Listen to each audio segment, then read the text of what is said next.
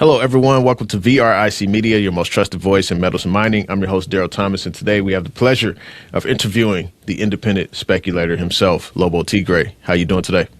All right, but I thought I was your most trusted voice. Everybody's got to be the most trusted voice, you know. just messing with you, brother. Happy to be on the show. Yes, indeed. So let's start. Obviously, $5,000 gold.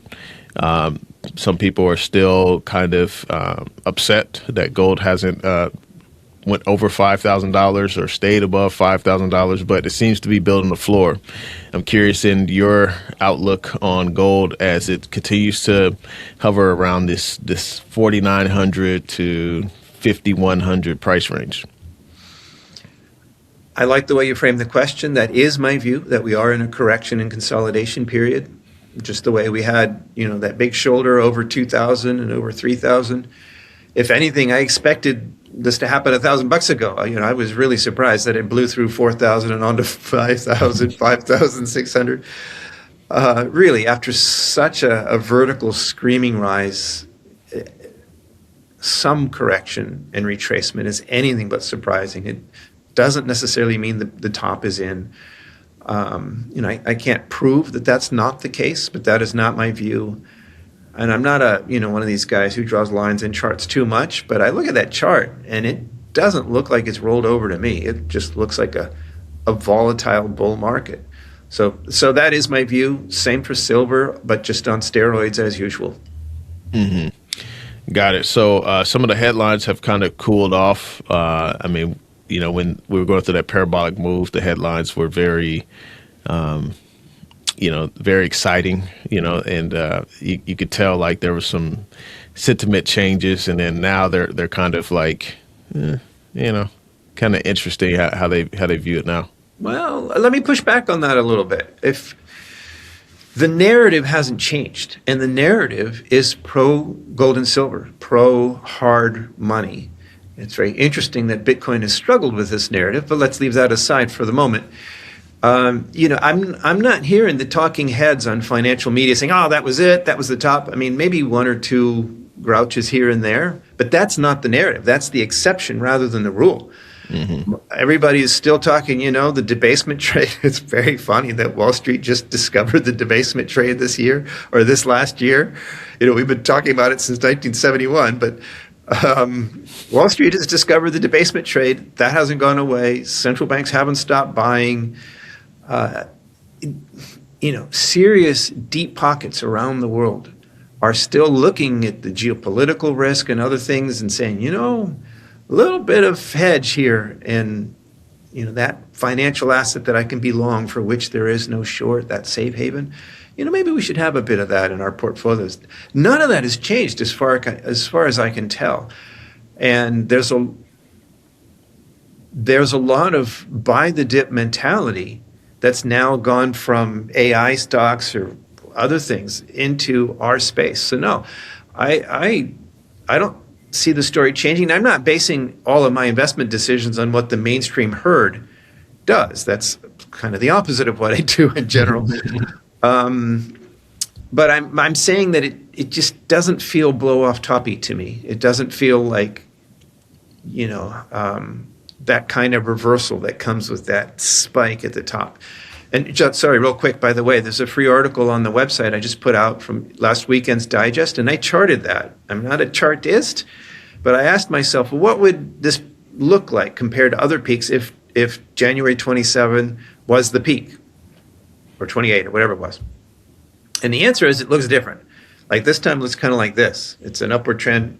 And the last two times, 2011, 1980, it's the only two real screaming peaks we have. It was much more like this. This time's like this. The other times it's like this. So I don't want to beat that to death. But what I'm saying is not, this time's different. This time we can go vertical and it doesn't mean anything. I'm saying if you look at it in context, it does not actually look as vertical as the other times. It looks different this time. So my conclusion is just we're not there yet. Mm-hmm. Got it. Yeah. So for me, like how I've been framing this is the change within the monetary order. I mean, central banks are obviously buying gold. The dollar is going to be devalued significantly, especially, the Fed comes in, reduces rates, starts backstopping the government and such. And so the dollar is going to lose a lot of value. And we're in such a, the politics of it all, where the deficits and debt continues to balloon because no politician has the will or the strength to say, no, we don't have the money and we can't spend, and that would be political suicide. So I'm thinking okay, this is the trend. And so I haven't, not even a trend, this is structural. And so for me, regardless of what the price is, I've still been buying gold even at these levels, because it's just I need to exchange fiat for real money because of these bigger macro dynamics that are happening. Right. Well, let me tease something about it. Of course, I agree with that outlook. Though I will say there is one politician who said exactly that. There is no money. But it was in Spanish. Milei saying, no hay dinero. That's exactly what he said. And somehow he got elected. Wow. But back in the USA, I want to separate two things. And this isn't new to the audience, but it's worth stressing in the context of your question. And that is that bullion is one thing and the stocks are quite a different thing. And, when people say, well, would you be willing to buy gold at $5,000? And I say, well, bullion, sure. I don't really care what the current gold dollar exchange rate is. Bullion is savings. It's not a speculation. I don't buy it because I think it's going higher. As our friend Rick Rule likes to say, I buy it because I'm afraid it's going to 10,000 or whatever. And the time to buy insurance is not after the catastrophe strikes. It's before. And if you see catastrophe coming, you're not too worried about the cost of the insurance. You just want to make sure you've got it before the disaster hits. So that's the way I think about bullion, and that includes silver, of course. If I have savings that I want to put away for the long term, then I accumulate. And of course, I don't try to do that on an up day. I try to buy the dips and so on. But yeah, I'm happy to do that. Basically, that's a constant for me, not a variable. The stocks, on the other hand, they add leverage. So if we're in a period of correction and consolidation, it is reasonable to expect there to be buying opportunities. And so, no, I'm not doing that today. In fact, not entirely, but I'm pretty much on hold in terms of buying gold and silver stocks, because despite the big corrections we've seen, the better companies, they're doing fine. Many of them are at all-time highs or pretty darn near all-time highs. It's striking to see this, particularly in the silver space. You'd think, oh, it fell, it crashed from 120 down to 70. Whatever shall we do? Well, but the mines were built with the idea of sub $20 silver. So 70 is a phenomenal price for the actual business of mining this stuff. And I think that investors, at least people who've been around the block, they know this. And so the silver stocks, the better silver stocks, many of them, just yesterday, last I looked, if they weren't at their all-time highs, a little wiggle at the top of the right of the chart, it was de minimis. So I'm not complaining. I'm not saying that's bad. I'm long. I'm happy to see my portfolio benefiting from this. But as a buyer, my idea is not my original idea, but the idea is buy low, sell high, not buy high and hope to sell higher. And again, bullion, completely different thing. I think high, low doesn't matter. I'm always accumulating whenever I can. For the stocks, I want to buy low. And if I can't buy gold and silver low, then, maybe there's an opportunity in uranium, or maybe there's an opportunity in copper or oil or something else that I can buy. George and his team, a 16-year VRIC employee building some of the largest mining operations on the planet. We started a drill campaign, from the drill campaign moving into a full engineering report and study. We came out with our pre-feasibility study in 2021, and it showed a really impressive economic case for advancing the project. We'll have final definitive feasibility out in December of this year. So in the space of 4 years, fully engineered, fully permitted. US Gold Corp is a near-term, low-cost gold producer in Wyoming. To learn more, go to usgoldcorp.com. How do you process as an investor, speculator? So obviously the mining companies, many folks are saying okay, these things are still cheap. We haven't seen the the rush into the gold rush into the mining sector yet, even though the stocks have performed relatively well, some of them better than others. And I'm kind of wondering about the all-in sustaining costs. So obviously, they get it at it costs them a certain amount to get it out of the ground. They're selling it at higher gold and silver prices. And so, how do you factor that in, like into your kind of mental model in terms of, because all-in sustaining costs, like sometimes it could seem like just a general number. I use it all the time. I'm like, okay, yeah, all-in sustaining costs on average $1,600, $1,700 gold, right? But it's a lot more complex than that, especially when you get to like going company by company, line by line and such. And so I'm curious, how do you factor in all-in sustaining costs and for companies, especially as the prices stay elevated at these levels? Right. So, well, first, obviously, we've seen major margin expansion. And sure, costs go up too, inputs go up, but particularly with energy costs being down, which is such a huge part of it. It takes a uniquely incompetent management team, or perhaps even a criminal management team, not to make money, especially in the gold and silver space right now. If you're a miner and you're losing money now, there's something deeply wrong with your company. And dear shareholders out there, investors, if you've got some favorite company and it just can't deliver to the bottom line now in this market, you really need to ask yourself if that stock should be in your portfolio. So that's a given. Whenever the metals move like this, it takes a while for the cost to catch up, and there's an opportunity there for that value proposition to really, boom and help you out. And these are the producers, right? Go ahead. We're talking about the producers, right? Yes. Though if you're a developer, you've got an NPV and a projected IRR, and it's at a certain price assumption. So if you're building a mine now on a, say, $2,500 gold price assumption, and gold is more than twice that much right now, or about twice that much right now, obviously your mining costs or your CapEx would have to double before that. I mean, it's actually more complicated than that, but you understand what I'm saying. Yeah. If your projected margin has doubled, then you can afford some cost overruns, a lot of cost overruns, in fact. And down, even on the juniors, if this grade looked iffy for your project that you're drilling, but at these prices, it doesn't look iffy, it looks fantastic.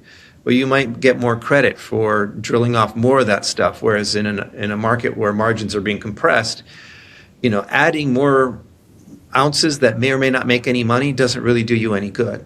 So yeah, I think it helps all the way down the food chain. But this is a warning I've been giving, and people don't like it when the voice of reason joins the party and snatches the punch away. But I agree with all of this analysis, and I agree with the thesis that companies valued in real money, gold and silver, the gold and silver stocks are actually pretty cheap, valued in real money. And it's legitimate to value them in real money because that's what they're producing. So it's the underlying commodity and it's real money.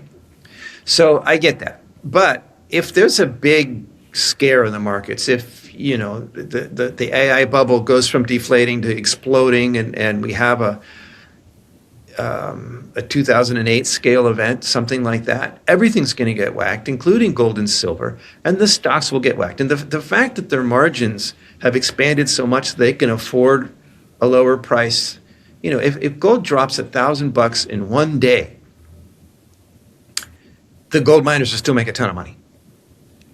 But on that day, people will be selling gold stocks left and right. That's my bottom line here. I get the valuation. I understand the question. Yes, I use that all the time in my own analysis of the merits of a company.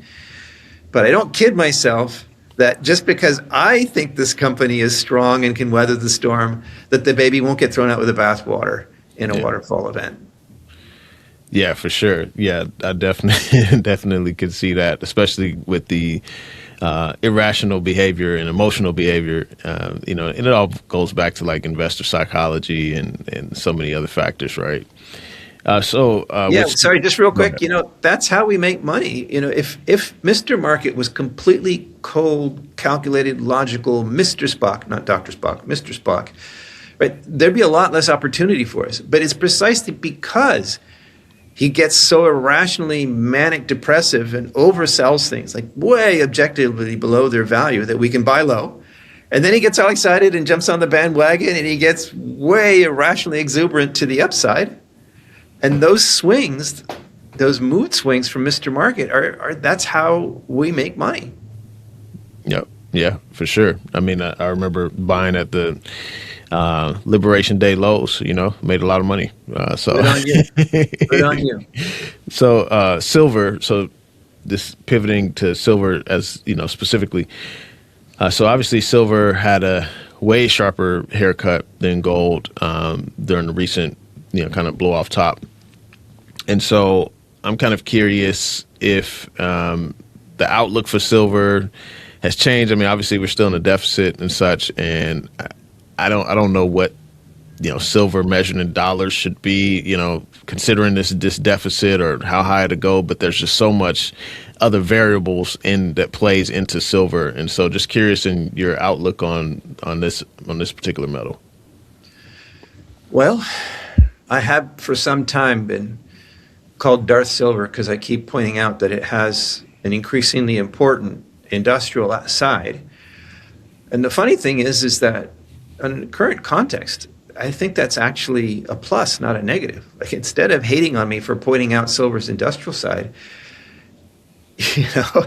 we've got all of the factors that are bullish for gold are bullish for silver. And at the same time, like these data centers, I don't have the math on this, but I've heard, and not just from silver bulls, but I've heard on mainstream analysis, like these things take millions of ounces of silver to build out this infrastructure that we're looking at. And to power it, we want more nuclear energy. And you can say, oh, well, renewables and coal and other things. Sure. But we're going to need it all, including nuclear. And the control rods for a conventional nuclear reactor use a lot of silver in them, a lot. We're not talking, a speck in your cell phone. We're talking kilos and kilos here, or kilotons overall. So there is not just someday, somewhen, theoretically, yes, silver is an industrial metal. There is right now a market trend and a deployment of capital that demands a lot of silver. And it's going to demand it whether the Fed increases rates or drops them by 25 basis points and all the kind of shenanigans that move commodities prices around for silly reasons. None of that matters to what's actually happening. Not someday. It's our friend Rick Rule saying, don't confuse the inevitable with the imminent. It's not just inevitable or imminent. It's happening now. Mm-hmm. So I'm actually quite bullish on silver, and I'm bullish on silver this year, but that doesn't mean that it can't or won't correct more before it goes up. Like we've just seen this historic spike and retreat. And I just think it would be irresponsible for anybody to say, oh, I know for sure this is what's going to happen next. It's going to go straight to the moon from here or straight to hell from here. I wouldn't believe either one of those statements. I think it behooves us, even the most ardent silver bulls, to give it some time. Let's let it settle out a bit. Let's see how the trend shapes up. But from a fundamental perspective, I'm very bullish on silver. And if we do get more correction, at some point, if the stocks, like we were just talking about how the stocks haven't corrected that much, if that changes and silver scares investors enough that the obvious winners amongst the companies go on sale, I think that would be a gift. I would want to buy that with both fists, or paws, as the case may be for a wolf. Yeah, for sure. Yeah, I was looking at the silver price per ounce in the last cycle. I think in 2008 it fell from like $28 to about $9 or something like that. And I was just thinking, like, yeah, that was like a big haircut. That was over 50%. Haircut and such, and then it ended up rebounding, going up to $48. But can folks stomach that type of volatility? That's going to be the test. Yeah, and you know what? I'm glad you brought that. There's a couple things to say here. One is, people get mad at me. They treat me like I'm a trader because I took some profits on the way up. But if you take some profits on the way up, I got to tell you, it helps with that intestinal fortitude and the volatility. Like, as I just need to quote other people besides Rick, but he's so quotable in this context. Like, he talks about having sailed beyond the point of no concern, right? Taking enough profits to still be long, still have upside, but not be able to lose money because you've already taken more money back off the table than you put in. So having done that as well, I mean, what do you do with that money? Well, one, I paid off my mortgage. That doesn't make me a trader to silver and gold. I think that, personally, that makes me a person in the mood to celebrate. But I still have plenty of cash to deploy. So if we get that, 2008 kind of scare, then I will have the cash to act when I see those obvious screaming buys. And by the way, I remember this very clearly in 2008. Less so 2011 and 12, and that was more of a grind. But in 2008, when the markets just went boom, like the elevator just dropped, like the cable was snapped, and people sold gold and silver, not because gold was doing anything wrong, but just because they were hit with liquidity, they had margin calls, and they had to sell whatever they could to satisfy their margin clerks and whatnot. So I remember getting anguished emails from readers back in my Casey days.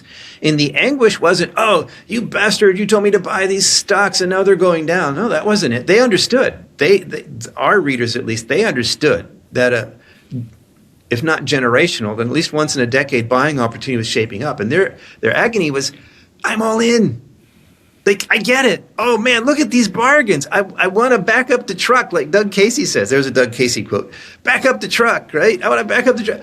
But it's fully loaded. I have no cash. I'm all in. I can't buy these things. So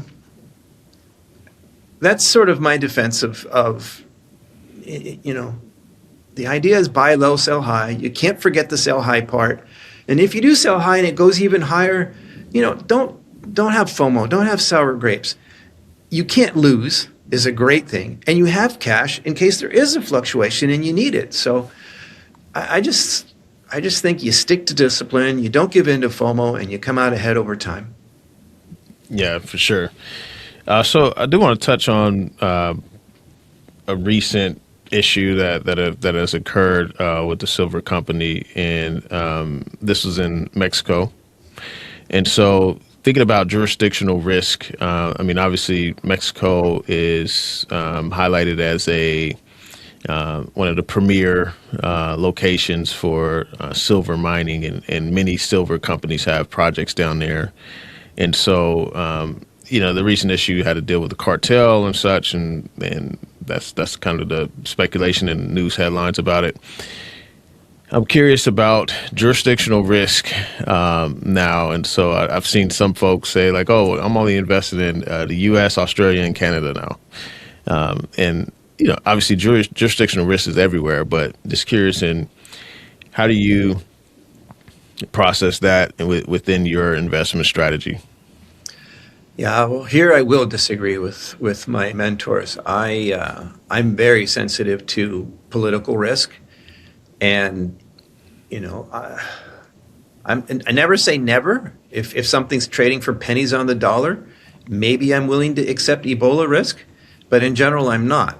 Mm-hmm. And I'm sorry for the countries where that's prevalent, but, that's just the kind of thing that when it hits, like this incident in Mexico, you can't hit the bid fast enough. You're gonna get hurt by something like that, no matter what.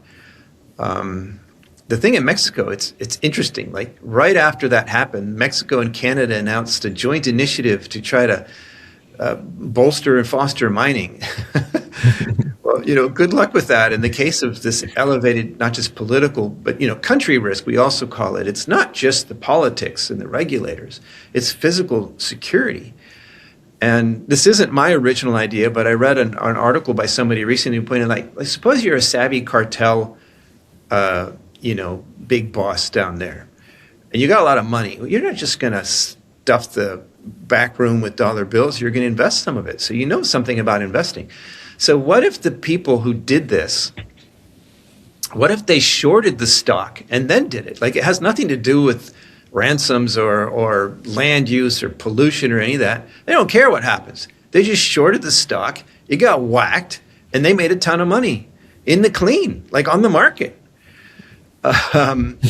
Yeah. If that, I'm not saying this happened, but just imagine a world where that sort of thing can happen. If that happens, and people catch on to that vibe, as it were, then that could get contagious. So in places where it's possible to do this, like I'm not worried about this happening in Red Lake, Ontario, but I think it's dangerous to say, oh, well, there's less cartel activity where my mining project is. Let's just say the profit motive for criminals in Mexico right now has just suggested a new business model that I think is very high risk for international investors. And yeah, I do take that seriously. And before this happened, I actually removed all Mexico risk from my portfolio. I sold, when it was clear to me that Scheinbaum was going to win, I sold out of most of my Mexican stocks, took profits on the rest, so that what was left was in that can't lose, like no risk to me at all. I have all my money back off the table. What exposure I had left in Mexico couldn't possibly hurt me. It could only be upside if things went well. And yeah, that's the way I handle these kind of things. Mm-hmm. Yeah, I kind of wonder about like when there is a political leader that's elected, and I mean, obviously, when you have this security risk, I mean, some companies may hire private security, but typically the government is supposed to, protect the people. Sorry, we have examples of this. Sorry to jump in, but Yeah. The most clear and obvious example of this, if something is worth it, then yes, you can do that. We've seen it in Colombia, and the clear example I was going to give you is actually in Peru. When Newmont built Yanacocha, they built their own private army, basically, and the Peruvian government gave them permission, like they weren't going to do it. And I forgot the name of it, but these guys were serious badasses. You saw they had the uniforms and the lethal weaponry, and there was no messing around. You understood if you were on the Sendero Luminoso guerrilla path or whatever, right? You understood that was a private army, and they would shoot you if you went in and tried something. So you either have enough force to take on the private army, or maybe you go look for a softer target somewhere else. So it can be done, and if the mine is valuable enough and you have the cooperation of the government to do that, it's possible. But at the very least, it's an additional expense, and there certainly is risk involved. If things go bad, Mm-hmm. you need to project enough force really for things not to happen. Because if bad stuff happens anyway, your expats get kidnapped when they go out for drinks in town with the girls or something. I mean, it's really bad. Just I generally prefer not to have any kind of risk like that in my portfolio. Yeah, I remember sitting at the table at the Rural Symposium one day. Was having a couple drinks with a few folks that own some silver companies, and just hearing the stories of like the kidnappings and such. You're just like, dang, this is like Wild Wild West. Like you all are playing a dangerous game here, And it was intriguing. It was interesting, but it's like, yeah, you won't catch me out there. Yeah, well, we don't need to tell war stories, but I will say that there was one time I was in Colombia where my party was surrounded by a bunch of illegals with machetes, very long machetes. And I will say that even I was not at my calmest moment then. It was quite impressive. And all credit due, the geologist defused it, knew exactly what to say, didn't promise them all jobs and stuff, just really matter of fact. And here I am. I'm still alive today. But yeah, there's places that I wouldn't take my family. And if I wouldn't take my family there, I really don't want to invest my dollars there. Yeah, for sure. Okay, so pivoting to copper. I believe copper was your metal for 2026. We talked about, AI, data centers, grids, like this initiative to update grids and such. I mean, all of this is going to need a significant amount of copper. We know that the large-scale copper discoveries have been on decline for the last 10 years and such. I'm curious is that kind of like your main thesis for copper, like these specific factors, or are there some other driving factors for your outlook on copper? Well, several things. Yeah, I mean, the main thesis is structural supply constraints and deficits going forward. And that's not just me saying it. You look at the various firms that make these projections, they've all got this alligator chart opening, and it's just a degree of, how big the jaws are, how much the separation is between supply and demand going forward. And if you look at those from before the whole AI craze, it was still the same thing. Like, so the AI thing, I think it's real. I think even if the hype simmers down, there is still AI deployment going on. Data centers will still get built, and they need a lot of copper as well as silver. So that's not going away. But that's on top of the already really not unsolvable, but difficult supply and demand situation. So the only two things. One is, I'm not saying copper is going to be the highest performer. I'm not saying that copper will increase in price more than any other metal this year. I'm saying the combination of my confidence in that it is going up and the probability of it going up makes it, in my mind, my most highest conviction trade for this year. I have the highest conviction that it will be significant and that it will be there, as opposed to others that are maybes. Like, I still love gold and silver, of course, but the correction and consolidation phase after the screaming rise up to 2000 in 2020 was 3 years. So I'm not saying it has to be 3 years this time, but I am saying that it doesn't have to keep screaming upwards this year. It could go sideways this year. So hence copper. And I think it's really worth stressing that we can argue about how much demand there may or may not be due to EVs and AI or other things. But we need the copper anyway. You know, it was called Dr. Copper for decades before anybody even started talking about EVs and AI. Meanwhile, the supply side is really, really difficult because there are smaller mines that get advanced here and there, but they don't matter. This is a big, big business. You need major world-class deposits. These billion-ton deposits that cost billions of dollars to build, and they're just not happening. I mean, we saw a phenomenal success story in the DRC, the Democratic Republic of the Congo. There's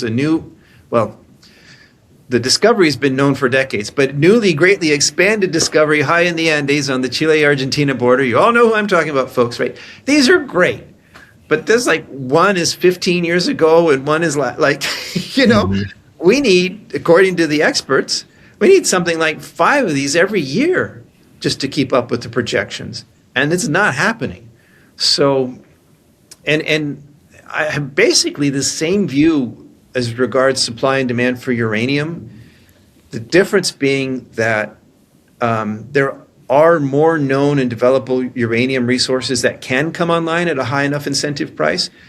Whereas with copper, it just takes too long. Like, even if the incentive price is there, the permitting and the raising of the capital, and these are multi-billion-dollar projects that they just take years and years to move forward. So uranium, I think, is more responsive than copper, but I like them both. And the other difference is, and you haven't asked about uranium yet, I'm just throwing it in there because I think it makes my case for copper, and why copper more than uranium this year. I see them similarly. But the other difference is that there's no copper reactor that can suddenly melt down and cause the whole market to go into a panic. And I don't think that's likely. I don't worry about it on the uranium front, but it is a tail risk that can happen. So my view of both of them on the supply and demand for the near term is similar. Longer term, I'm more bullish on copper. But copper just doesn't have that tail risk of a nuclear accident that uranium does. Mm-hmm.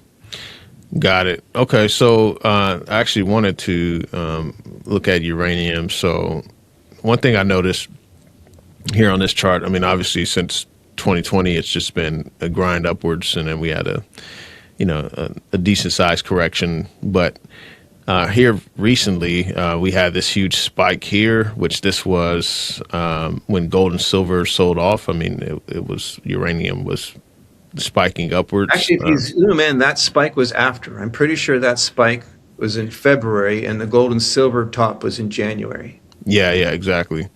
Yeah, So so I think that's an outlier, and I mean, I don't want to ignore inconvenient data, but in my view, that was an outlier. You can see it just went right back where it was before. So I would ignore that spike and just look at the line around it, and it is an upward slope, which, by the way, corresponds to the long-term contract price. Sorry, but yeah, No. I think that is different from what happened with, like, copper and the platinum group metals. They did spike at the same time as gold and silver, but not uranium. Yeah. Yeah, for sure. Yeah, I was looking at that because I actually kind of took some profits off the table when that spike was happening. But, because it went above 100 pounds, not 100 pounds, $100 a pound. And I was thinking like, oh, uranium's at $101 per pound. And I didn't see very much, excitement. But I think more nothing people changed that day. Yeah. I think more people were focused on the recent sell-off in the metals, so they didn't necessarily pay attention to that. But then it came back down since then. Well, I say nothing changed that day. Nothing changed that day, but Spot did just raise a bunch of money to buy a bunch more.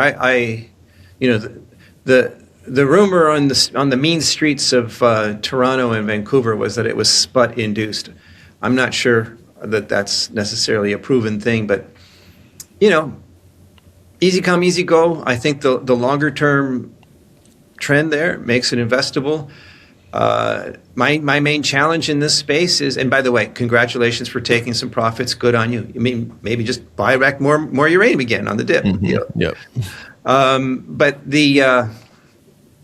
my issue here has just been that this thesis has become so mainstream. Like, everybody is talking about nuclear now for AI. Nuclear doesn't need AI. We need it anyway. China had already started its new project to double its reactor fleet. China in 14 years plans to have more nuclear reactors than the United States and take the crown of nuclear leader from the United States. And they're building them now, right? So, and this was before the whole AI thing. It's happening. So this is kind of like what I was saying about the supply and demand with copper and uranium being similar. The demand is visibly increasing and supply is constrained.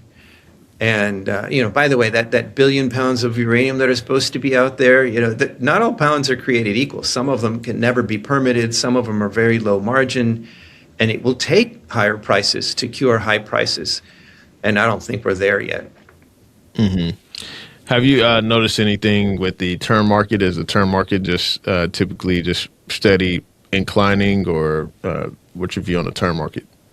Well, no, I don't think I've noticed anything mysterious. It continues going up. If you chart it, it goes up and sideways, because we don't really have real-time data here. We're parsing, we're looking at Cameco's report for what they paid on, or what their average contracts look like, or something like that, and we're retroactively piecing the data together, which, it's inconvenient. This is why we look at the spot price. And people say, oh, the spot price doesn't matter. The real market is the long-term contract market. I agree. That is true. But we don't have real-time data there. And at least we have closer to real-time data with the spot price. And that's why the uranium stocks do respond to spot, even though really it shouldn't matter that much.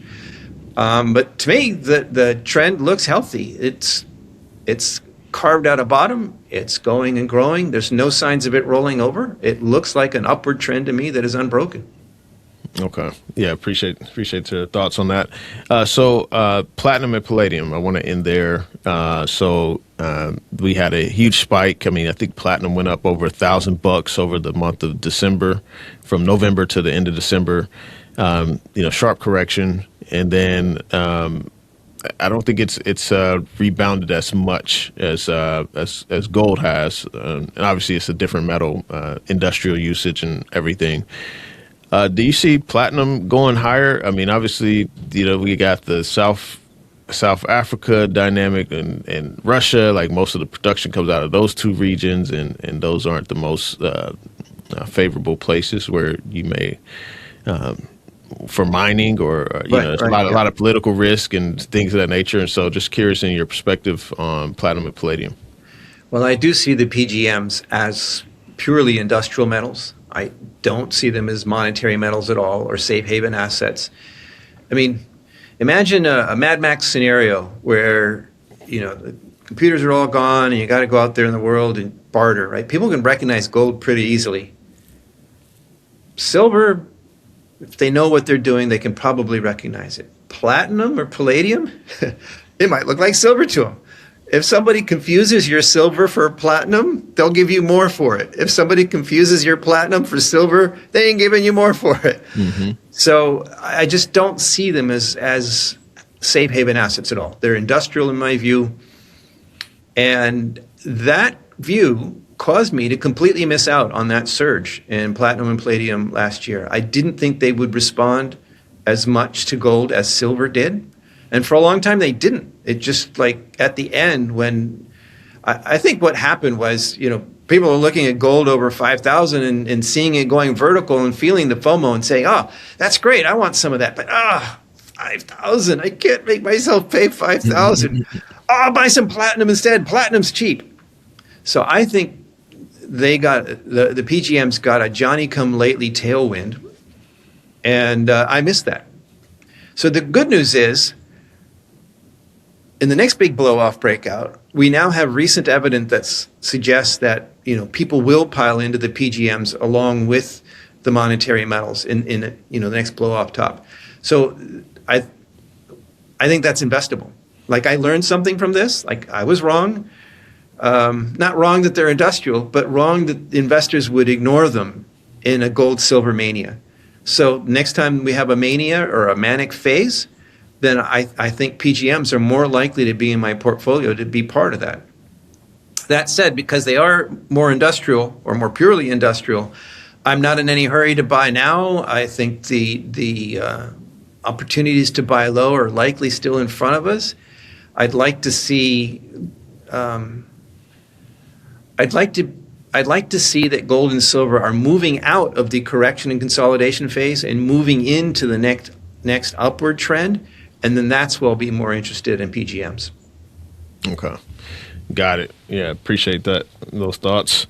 So, Lobo, thanks for coming on the show. Thank you for adding value to this discussion today and your insights. And so, independentspeculator.com, the audience goes there. You mentioned a free article that you put out today, so obviously they can go check that out. But what else benefit are they getting from connecting with Independent Speculator? Well, real quick, I have my newsletter, The Independent Speculator, which is built around my portfolio. So if you want to know what I'm doing with my own hard-earned money, that's the place to go. But I also have something called My Take, which is widely misunderstood. It's not really a newsletter. It's a database. We have over 1,000 companies under coverage now. I have a whole team that helps me do this.